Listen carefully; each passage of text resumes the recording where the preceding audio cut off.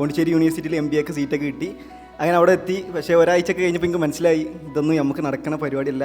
അങ്ങനെയാണ് പിന്നെ ഒരു പണ്ട് +2 ഉള്ള ടൈമിലൊക്കെ വലിയ വാല്യൂ ഉള്ള ഒപ്പുള്ള ഒരു CA കാരനാണെന്നുള്ളൊക്കെ ഒരു താല്പര്യമൊക്കെ ഉണ്ടായിരുന്നു, ആഗ്രഹം ഉണ്ടായിരുന്നു. അങ്ങനെ പിന്നെ സൈലത്തിൽ വന്ന് അഡ്മിഷൻ എടുത്ത്. സത്യം പറഞ്ഞാൽ ഞാനന്നൊരു ഡിഗ്രി എടുത്ത് PGക്ക് പോയിക്കാന്നുണ്ടെങ്കിൽ ഈ മെയിൽ ഞാൻ PG കഴിയേണ്ട ആളാണ്. അപ്പോൾ എനിക്കൊരു വാശി ഉണ്ടായിരുന്നു.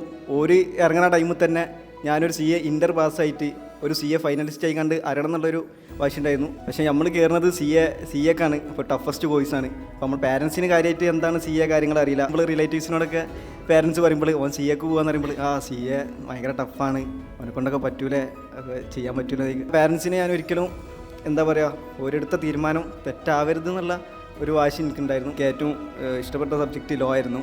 പിന്നെ കേരളത്തിൽ തന്നെ ഒരു ബെസ്റ്റ് ഫാക്കൽറ്റി ആയിരുന്നു ക്ലാസ് എടുത്ത്.